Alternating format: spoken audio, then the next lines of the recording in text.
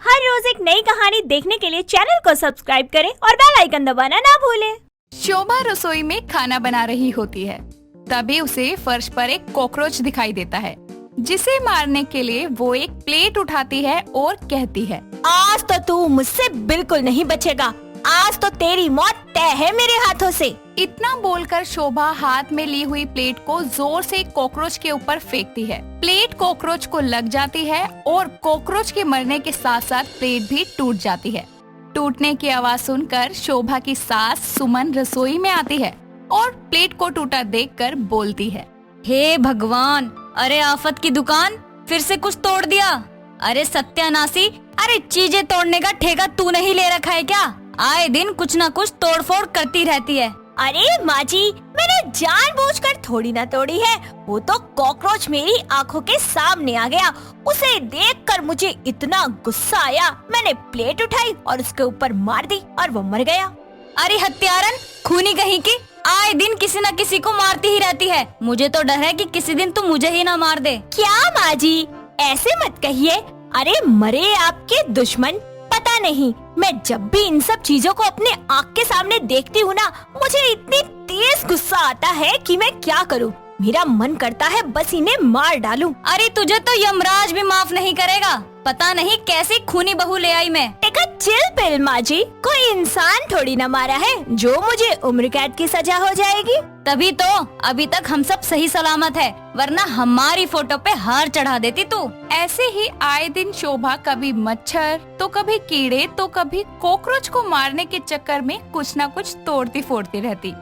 ऐसे ही शोभा का पति सागर उससे एक दिन बड़े ही रोमांटिक अंदाज में कहता है, अरे मेरी जान, आज तो बड़ी खूबसूरत दिख रही हो, क्या बात है? जी मैं तो रोज ही अच्छी दिखती हूँ, आपने कभी गौर नहीं फरमाया। अरे बेबी, अब कर रहा हूँ ना, अब थोड़ा प्यार भी दिखा दो। सागर शोभा की तरफ प्यार से बढ़ ही रहा होता है कि तभी शोभा की नजर सागर के गाल पर बैठे हुए मच्छर पर जाती है और वो जोरदार तमाचा उसके गालों पर जड़ देती है। तमाचा खाते ही सागर गुस्से में बोलता है, अरे पागल हो क्या तुम? नहीं करना था प्यार तो बोल देती, थप्पड़ मारने की क्या जरूरत थी? अरे सागर जी, ये क्या कह रहे हैं? मैंने थप्पड़ आपको नहीं मारा, बल्कि आपके गाल पे जो मच्छर बैठा था ना, उसको मारा था मैंने ये थप्पड़।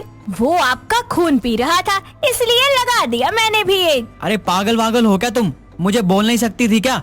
थप्पड़ मारना जरूरी था क्या? गाल पर खून भी लग गया मच्छर का। अरे ऐसे कैसे छोड़ देती? वो मजे से आपका गटर गटर खून पी रहा था, मुझे गुस्सा आ गया, मैंने लगा दिया फिर। हाँ, मेरा खून पीने का ठेका तो सारा तुमने ही लिया हुआ है ना। एक मच्छर मेरा खून पी रहा था तो तुमसे ये बर्दाश्त नहीं हुआ। इतना कहकर सागर अपना मुंह धोने चला जाता है और शोभा भी अपने काम काज में लग जाती है। कुछ दिन ऐसे ही बीतते हैं और एक दिन सुमन शोभा से कहती है, अरे बहू सुन, मैं जरा शर्मा जी के यहाँ जा रही हूँ, तो तू जरा घर का ध्यान रखियो। ठीक है माँ जी। सुमन जैसे ही मुड़ती है, उसकी साड़ी पर एक कीड़ा चढ़ रहा होता है। शोभा की नजर जैसे ही उस कीड़े पर पड़ती है, वो ना आओ देखती है ना ताओ देखती है। पास पड़ी झाड़ू को उठाती है और अपनी सास के पैरों पर जोर से मारते हुए कहती है, आज नहीं छोड़ूंगी तुझे तो मैं जान से मार दूंगी, देख तू। अरे रे सत्यानाशी कलमुही, मार क्यों रही है मुझे? माँ जी, मैंने आपको नहीं मारा, आपकी साड़ी के ऊपर एक कीड़ा था, उसे मारा है मैंने। अरे चुप हो जा मुही, टांगे तोड़ दी मेरी। अरे मुंह से बोल देती कि माँ जी मत जाओ, मैं घर पे ही पड़ी रहती, नहीं जाती। हाय दैया, मेरी तो टांग ही तोड़ दी। अरे माँ जी, ऐसा नहीं है। अरे जा यहाँ से, शक्ल मत दिखाइयो अपनी, वरना मैं तेरा खून कर दूंगी, जैसे तू रोज रोज इन कीड़े मकोड़ों को मारती रहती है। माँ जी, मैं सच में कीड़े को ही मार रही थी, लेकिन गलती से आपकी टांगों पर लग गया। I am really sorry. अरे तू जाती है या झाड़ू उठाऊं और तेरी सुताई कर दूं? शोभा उदास होकर अपने कमरे में चली जाती है और कुछ दिन ऐसे ही बीतते हैं। एक दिन शोभा घर की सफाई कर रही होती है, तभी उसको एक चूहा दिखाई देता है। शोभा चूहे को देखकर उसे मारने के लिए हाथ में झाड़ू लेती है और पूरे घर में इधर उधर उसके पीछे भागती रहती है, जिस वजह से घर का सारा सामान उथल पुथल हो जाता है। लेकिन चूहा उसके हाथों से बच निकलता है। इतने में ही वहाँ सुमन और सागर आ जाते हैं। जो कि घर की इस हालत को देखकर गुस्से में शोभा को घूर रहे होते हैं। और सुमन बोलती है, हे भगवान, अरे बेटा, ये लड़की पूरा घर तोड़ के फोड़ देगी एक दिन। मैं तो परेशान हो चुकी हूँ इसकी हरकतों से। ये क्या है शोभा, घर की ये हालत कैसे हुई? और तुम ये झाड़ू लेकर क्यों भाग रही हो? अरे बेटा, निकली होगी फिर किसी कीड़े मकोड़े का खून करने। नहीं नहीं माँ जी, इस बार कोई कीड़ा नहीं था, बल्कि एक बहुत बड़ा चूहा था। मैं उसी को मार रही थी, लेकिन कमबख्त मेरे हाथ से बच के निकल गया। उसी के चक्कर में ये सब हो गया। आई एम सॉरी, लेकिन मैं अभी साफ कर देती हूँ। इतना कहकर शोभा सारे घर की सफाई कर देती है। पर उसकी ये रोज रोज की हरकतों से सुमन और सागर बहुत परेशान हो जाते हैं। कई बार उन्होंने उसको समझाया, पर शोभा सुधरने का नाम ही नहीं लेती। उसके सर पर तो किसी भी कीड़े मकोड़े को देखकर खून सवार हो जाता था। ऐसे ही आए दिन घर की दीवारों और फर्श पर कीड़े मकोड़ों के मरने से छोटे छोटे खून के दाग धब्बे लग जाते थे। फर्श पर तो शोभा सफाई कर देती थी, लेकिन दीवारों पर निशान वैसे के वैसे ही रह जाते थे, जिसे देखकर सुमन कहती है, हाय राम, ये घर की दीवारों को देखकर तो मुझे डर लगता है अब। अरे बहू ने तो जगह जगह कीड़े मकोड़े मार के उनके छाप बना दिए हैं, कहीं उनकी आत्माएं मुझे परेशान न करने लग जाए। इतने में ही वहाँ शोभा आती है और सास की बात सुनकर जोर से हंसते हुए कहती है,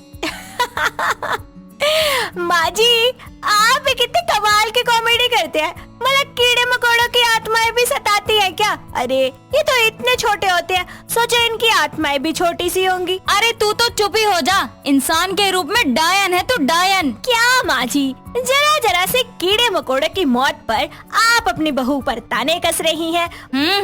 अरे तेरा क्या भरोसा, किसी दिन इंसान भी मार दे तू। ऐसे ही छोटी मोटी नोकझोंक आए दिन सास बहू में होती रहती थी। कुछ दिन ऐसे ही निकलते हैं और एक दिन रात के समय शोभा और सागर अपने तो सुमन अपने कमरे में सो रही होती है कि तभी अचानक रात को शोभा पानी पीने के लिए किचन में जाती है। पानी पीते वक्त उसकी नजर दीवार पे चिपकी हुई छिपकली पर पड़ती है और वो फिर से आसपास देखती है और पास रखे हुए एक फूलदान को उठाकर दीवार पर जोर से मारती है, लेकिन वो फूलदान दीवार पर ना लगकर सोफे के पीछे गिरता है और उसके गिरते ही एक जोर से आवाज आती है, अरे राम, मार डाला। आवाज इतनी जोर की थी कि सागर और सुमन की भी आंख खुल गई और वो दोनों भाग कर आए और शोभा के पास आकर बोले, अरे अब क्या किया तुमने? आधी रात को भी चैन नहीं है क्या? अरे बहू, ये चिल्लाने की आवाज किसकी थी? अरे माँ जी, मैं तो बस पानी पीने आई थी। मैंने देखा दीवार पर छिपकली है, मैंने उसको मारने के लिए झटाक से फूलदान उठाया और फटाक से मार दिया और वो सोफे के पीछे जा गिरा और फिर वहीं से आवाज आई। तीनों सोफे की तरफ बढ़ते हैं और देखने पर उन्हें पता चलता है कि नकाब पहने हुए एक आदमी वहाँ है और फूलदान लगने की वजह से वो आदमी बेहोश हो गया था। उसको देखकर साफ पता चल रहा था कि वो कोई और नहीं बल्कि चोर था।